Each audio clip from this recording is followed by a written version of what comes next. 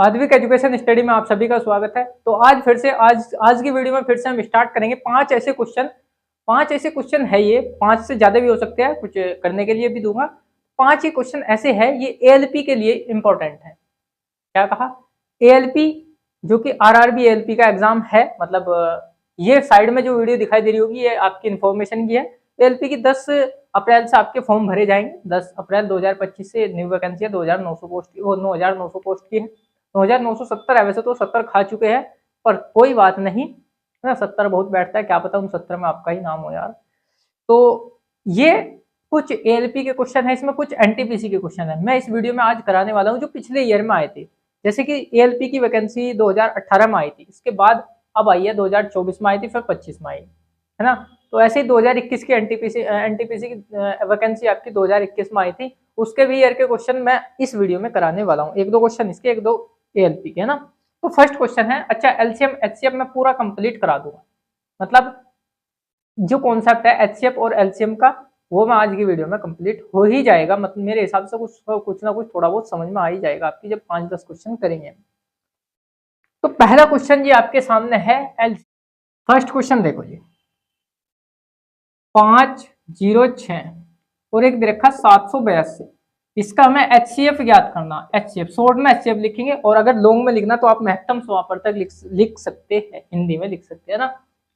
Highest common factor इसका full form होती है, लेकिन वहां पे ऐसी ऐसी बातें नहीं पूछी जाने की, तो पता होनी चाहिए थोड़ी बहुत, है ना। शॉर्ट में आपको नहीं लिखना, कभी इंतजार करो किसी का, जैसे आप कर रहे हो, ऐसा नहीं करना।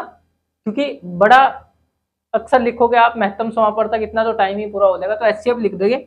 अब क्या होता है एचसीएफ का मतलब, जैसे कि क्या करो आप, इसके भी गुणनखंड करो, इसके भी गुणनखंड करो, और जो कॉमन आ रहा है वो आपका एचसीएफ हो जाएगा। बिल्कुल सही बात, बिल्कुल जी।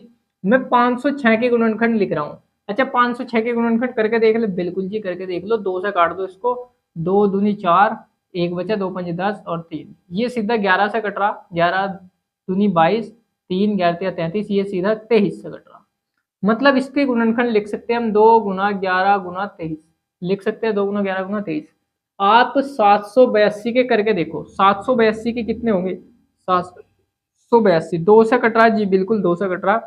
2 एकम 2, नहीं 2 तिया 6, 1 बचा, 2 नाम 18, 2 एकम 2, 17 से कट रहा है सीधा। 17 दूनी 34, 17 दूनी 34, 5 बचा, 17 तिया 51, 23, फिर 23 से कट रहा है। तो हम इसे लिख सकते हैं 2 गुना 17 गुना और 23। अब आप ये करके देखोगे, ये स्पीड से होने चाहिए थोड़ा सा। क्या होनी चाहिए? स्पीड से। ये मैंने समझाया आपको, इस वजह से कम स्पीड थी ना। तो आप थोड़ा सा स्पीड से करना। देखो 2 भी कॉमन है, बिल्कुल 2 भी कॉमन है, तो 2 लिख दिया एचसीएफ में। 2 कॉमन है, 23 कॉमन है, तो 23 भी लिख दिया, 23 भी लिख दिया गुना में। इसका मतलब जो कॉमन नहीं वो नहीं लिखने के। 23 दूनी 46, इसका आंसर सही हो जाएगा। तो ऑप्शन नंबर इसका कौन सा हो जाएगा जी? ऑप्शन नंबर इसका 3 ऑप्शन बिल्कुल सही हो जाएगा ना। ये आपके सामने क्वेश्चन है, और इसकी पीडीएफ आपको लिंक डिस्क्रिप्शन में मिल जाएगा। इस पीडीएफ का डाउनलोड करने का आप डाउनलोड कर सकते हैं। अच्छा कोई भी इस वीडियो में डाउट हो तो आप स्क्रीनशॉट लो और डाउट ग्रुप ज्वाइन कीजिए। उसमें आप मतलब और भी स्टूडेंट जुड़े हुए हैं, मतलब और भी जुड़े हुए हैं, और मैं भी जुड़ा हुआ हूँ, तो आपको वहां पर रिप्लाई मिल जाएगा कोई भी अगर डाउट हो तो। ये हो गया जी क्वेश्चन नंबर फर्स्ट। अब क्वेश्चन नंबर कौन सा करेंगे हम? सेकंड क्वेश्चन करेंगे। यहां तक का एक बार नोट करो।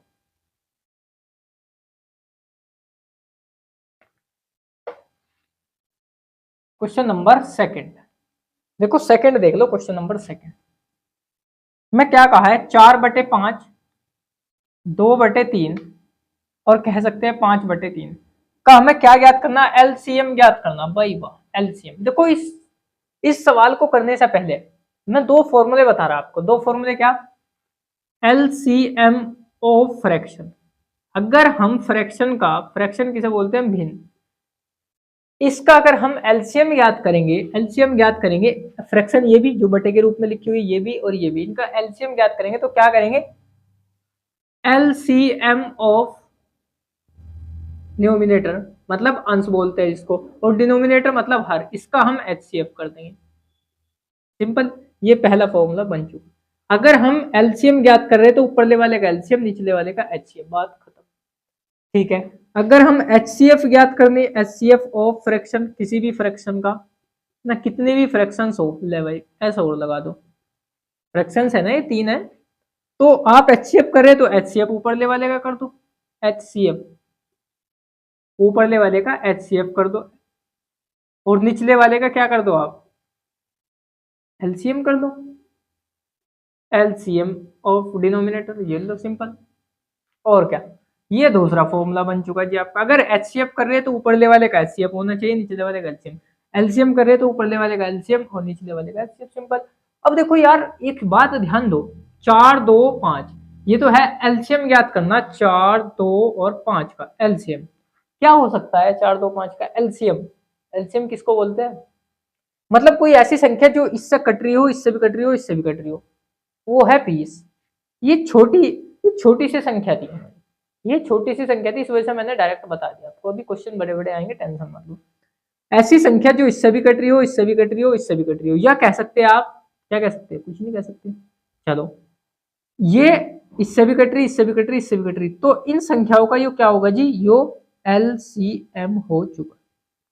ये हमने किसका एलसीएम, इन ऊपरले वाली का एलसीएम हमने निकाल लिया। अब हमें HCF चाहिए, HCF निचले वाली का चाहिए, 5 3 और 3 है ना, 5 3 3, ये तो होगा, है ना, यही होगा, बिल्कुल जी यही होगा।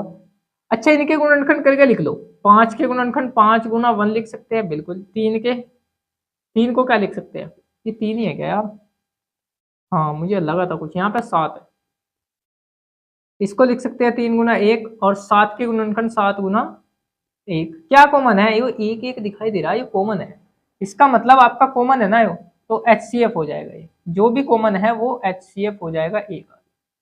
अब इस फॉर्मूले में मान रखो एलसीएम ऑफ न्यूमिनेटर, मतलब इसका एलसीएम क्या आया था, 20 आया था, और नीचे आपका क्या रख दिया, नीचे आपका HCF 1 आया था, तो 20/1 मतलब 20 इसका आंसर हो जाएगा, 20 इसका आंसर 20 इसका हो जाएगा, ठीक है। तो 20 इसका आंसर हो चुका है, 20 बिल्कुल सही, 20 इसका आंसर हो चुका, ये था आपका, है ना। ऊपरले वाले का एलसीएम ज्ञात करो, निचले वाले का एलसीएम, दोनों को ऊपर नीचे रख करके वही आंसर आ जाएगा, अगर फ्रैक्शन का निकालना। एक इसके जैसा ही क्वेश्चन है, वो आपको करना नहीं है, मुझे ही करना है ना। चलो देखो भाई, क्वेश्चन नंबर 3, हाँ बिल्कुल क्वेश्चन नंबर 3 आपको खुद करना है, और आंसर भी देना भाई इसका। कमेंट बॉक्स में मुझे आंसर चाहिए, आप, है ना, समझ में आ रहा है या नहीं आ रहा है, बस ये बताना है आपको। देखो कोई सिलेबस नहीं करवा रहा हूं मैं अभी, है ना, लेकिन हाँ कॉन्सेप्ट में इतने बताते चल रहा हूँ, सिलेबस की आपको जरूरत नहीं पड़ेगी, सिलेबस तो ऑटोमेटिक ही कर लोगे। जो कॉन्सेप्ट में एक अलग अलग कॉन्सेप्ट ला रहा हूँ, हर चैप्टर में से बहुत कॉन्सेप्ट है, तो मैं हर कॉन्सेप्ट में से अलग अलग वीडियो आपके लिए बनाता हूँ, ठीक है। तो आप बताना एक बार कमेंट करके कि हाँ, बस मुझे ये पता लग जाएगा कि हाँ मेरी वीडियो को किसी का ना किसी का थोड़ा सा बस फायदा हो रहा है, बस बहुत ही थोड़ा सा फायदा चाहिए आपका, और तो मैं बहुत ज्यादा से कोशिश कर रहा हूँ कि फायदा आपका ज्यादा हो, ठीक है। तो क्वेश्चन नंबर 3 आपको खुद करना है। क्वेश्चन नंबर 4 देखते हैं, हाँ क्वेश्चन नंबर 4 देखते हैं। देखो 4 में क्या कहा है, ये दे रखा है 200। अच्छा, दो संख्याओं का गुणनफल, भाई वाह, दो संख्याओं का गुणनफल, दो संख्याओं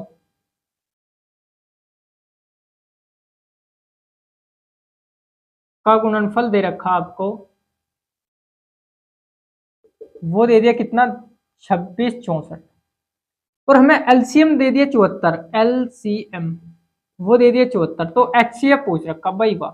इस पर फॉर्मूले पे आप किसी का भी कॉम्पिटेटिव कौन सा भी कोई सा भी हो एग्जाम, ये फॉर्मूला पे जरूर आता है सवाल। देखो फॉर्मूला क्या बनेगा, दो संख्याओं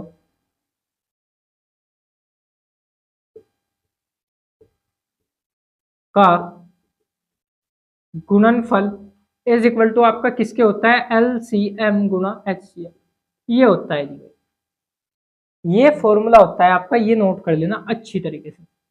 तो बस क्या दे दिया, दो संख्याओं का गुणनफल, ये तो दे दिया हमें 26 64, ये दे दिया एलसीएम 74, HCF ज्ञात करना, HCF ज्ञात करना, ये अपोन में आ जाएगा 26 64, और ये 74 अपोन में आ गया। ये 74 कितनी बार कटेगा, 74 तिया कितना हो गया, 74 तिया 4 तिया 12 का 2 का हासिल को 1, 7 तिया 21 और 222। चलो ये कट गया 3 बार, ये 222 आ गया, और ये 266 है, तो कितना बचेगा आपका, 44 बचेगा, 44।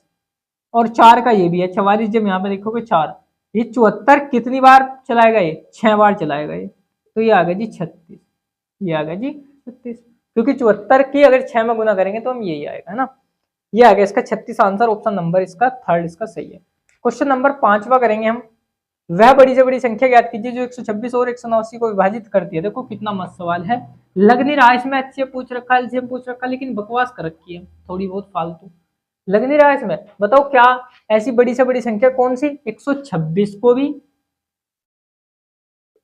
और भाई ये 5वां है, 126 को भी और 189 को भी विभाजित कर दे, बड़ी से बड़ी संख्या, तो मतलब एचसीएफ आप फाइंड कर दो, इसका बात खत्म, ठीक है। 126 को मैं क्या लिख सकता हूँ, 126 के गुणनखंड कर दूं, कर दो, नहीं कर दो, 2 से कट रहा, 2 6 12, 2 3 6 63, 21 दिया 63, ये आ गया जी मेरे हिसाब से तो। और आपका क्या ये 189, ये कितने से कटेगा, 3 से, 3 6 18, 3 3 9, फिर से 21 दिया 63, तो मतलब कहने का ये है जी ये बना जाएगा।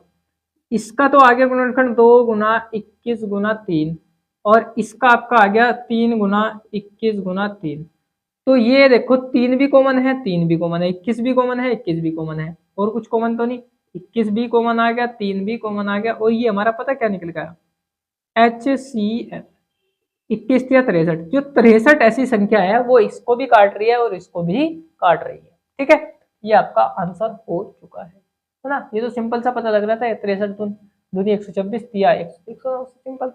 तो ये 5 सवाल आपके हो चुके। अब और भी अगर एचसीएफ एलसीएम नहीं समझ में आया आपकी, तो और भी मैं क्वेश्चन ला सकता हूँ, जितने आप क्वेश्चन कह सकते हो कि हाँ एक वीडियो में एक बार आप लोग कमेंट करके बताओ मुझे क्वेश्चन, आप कहोगे 20 क्वेश्चन कराओ, 15 क्वेश्चन कराओ एक वीडियो में, मैं 15 कराने के लिए तैयार हूँ, लेकिन आप बस एक कमेंट चाहिए आपका, कमेंट करके बताओ आपको पीडीएफ चाहिए, पीडीएफ मैं आपको पीडीएफ दूंगा, इसके जैसे क्वेश्चन के जितने भी क्वेश्चन मेरे पास होंगे, जितने भी पिछले पेपर मेरे पास रखे हैं, मैं सभी की पीडीएफ आपको अलग अलग टॉपिक वाइज छांट करके पीडीएफ दूंगा मैं आपको, कमेंट चाहिए बस आपका, ठीक है। तो मिलते हैं नेक्स्ट वीडियो में, धन्यवाद, बाय बाय, टेक केयर।